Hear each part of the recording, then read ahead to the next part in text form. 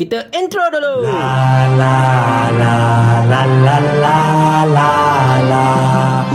Assalamualaikum warahmatullahi. Kisah 3 Ahmad dari UMNO. Pada hari ini, saya sambung dengan kisah mantan pengerusi Badan Perhubungan UMNO Terengganu, iaitu Datuk Seri Ahmad Said. Di mana kalau anda tahu, dan saya rasa anda memang tahu dah perkara ini, 2 hari lepas, Ahmad Said telah digugurkan daripada jawatan beliau selaku Ketua UMNO Terengganu dan digantikan dengan Rozi Mamat. Ataupun Ahmad Said telah mengatakan ataupun dilaporkan mengatakan beliau letak jawatan dan mencadangkan Rozi Mamat menggantikan beliau. Jadi mana satu yang betul pun kita tak tahu, sama ada digugurkan ataupun Ahmad Said dengan sukarela untuk meletakkan jawatan bagi memberikan laluan kepada muka-muka baru. At least itulah yang cuba dinaratifkan kepada kita. Tuan-tuan dan puan-puan sekalian, sebenarnya pengguguran ataupun peletakan jawatan Ahmad Said ini tidaklah mengejutkan. Sebab prestasi UMNO Terengganu ketika PRU yang ke-15 membawalah ke PRN, membawalah ke PRK, memang semuanya hancur lebur belaka. Bungkus ikat tepi. Kalau boleh, sapu pelantar sekali. Kita dapat lihat ketika PRU yang ke-15, semua 8 kursi parlimen, 88 UMNO kalah. Dekat pilihan raya negeri 2023, 32 kursi, 32 ngap sayut. Dan baru-baru ini dekat PRK Kemaman kalah lagi dengan majoriti yang semakin membesar.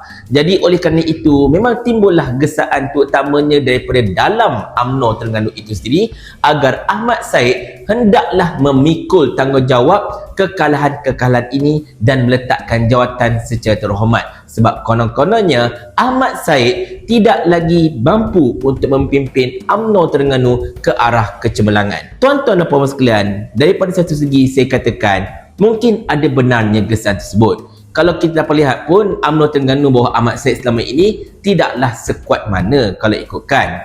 Tetapi daripada satu segi yang lain pula, tuan-tuan dan puan-puan sekalian, saya rasa macam tidak adil sekiranya kalau beban kekalahan UMNO Terengganu ini diletakkan di bahu Ahmad Said seorang. Dan kalau anda perhatikan, Ahmad Said bukan sekadar kalah dekat PRN, tetapi kalah dekat PRU. Bukan sekadar kalah dekat kursi DUN, tetapi kalah dekat kursi parlimen. Dan semua ini tuan-tuan dan puan-puan sekalian, nak tak nak kita kena atributkan juga kepada penolakan orang-orang Melayu secara khususnya kepada UMNO itu sendiri, ataupun lebih tepat lagi penolakan orang-orang Melayu terhadap kepimpinan Ahmad Zahid Hamidi. Bukan kita tak tahu, ramai orang-orang Melayu, termasuklah orang-orang UMNO sendiri pun tak puas hati dengan kepimpinan Ahmad Zahid Hamidi. Mereka mengatakan bahawa UMNO di bawah Ahmad Zahid makin lama makin ranak. Lagipun kalau kita cerita tentang beban kekalahan, ketika PRU yang ke-15, UMNO bukan sahaja kalah tetapi sangat-sangat curut. Hanya dapat 26 kursi sahaja parlimen di seluruh negara. Kenapa masa itu tidak timbul pula gesaan daripada dalaman UMNO itu supaya Ahmad Zahid letakkan jawatan? Mana pergi suara-suara orang yang mengatakan bahawa Ahmad Said kena letak jawatan? Mengapa mereka tidak sebut Zahid kena letak jawatan? Adakah kerana mereka ini hendak mengampu dan sebagainya? Wallahu a'lam bisawab. Tetapi nak berceritakan tentang hal ini, beban kekalahan UMNO Terengganu ini kita tidak boleh letakkan dekat bahu Ahmad Said seorang. At least kita kena letakkan juga beban ini kepada Ahmad Zahid Hamidi. Sebab tanyalah mana-mana orang Melayu, tanyalah mana-mana orang UMNO yang tak nak undi UMNO.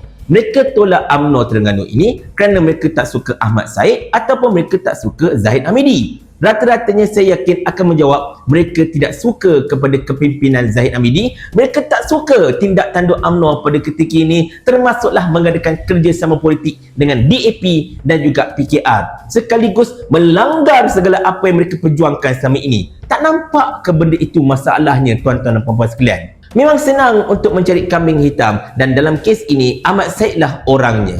Dan menurut satu sumber yang difahamkan kepada saya, tuan-tuan sekalian, dalam pertemuan tertutup baru-baru ini pun Zahid Hamidi dikhabarkan berkata Ahmad Said lah punca kepada kekalahan teruk UMNO dekat Kemaman, dan juga Zahid turut memberitahu Ahmad Said bahawa dia tidak lagi mampu untuk memimpin UMNO Terengganu. Ini yang dikabarkan kepada saya lah. Tak tak tahulah betul ataupun tidak, tetapi memang teruk Ahmad Said kena pada malam itu, sampailah Ahmad Said sama ada digugurkan ataupun dipaksa letak jawatan. Wallahu alam bisawab. Tetapi sekiranya kalau betul lah laporan itu di mana Zaid meletakkan 100% kesalahan kepada Ahmad Said, itu memang tak patut sangat Zahid. Sebab anda merupakan punca utama mengapa orang Melayu menolak UMNO pada ketika ini. Tetapi itulah dia tuan-tuan sekalian, kadang-kadang manusia ini dia ego tak bertempat. Dan macam Zaid Amidi ini pun, ego dia terlampau melangit sampai satu tahap dia rasa macam semua benda berlaku ini bukan salah dia. Tetapi tak apalah. Kepada Ahmad Said, nak buat macam mana? Masa anda terlampau tiba, anda haruslah berundur kerana parti anda tidak perlukan anda lagi. Dan berkemungkinan juga jawatan anda sebagai pengurusi ketengah bakal akan ditarik balik juga masalahnya. Dan sekiranya kalau itu berlaku, saya tak tahulah apa yang akan terjadi. Mungkinkah anda akan pecahkan segala lubang selepas ini, kita pun tak tahu. Tetapi selamat maju jaya kepada anda. Dan mungkin saya rasalah kan dalam hati anda nak dia tanya soalan ini kepada Zaid Amidi. Mau tak tuan hamba kalau hamba kirimkan ke akhirat?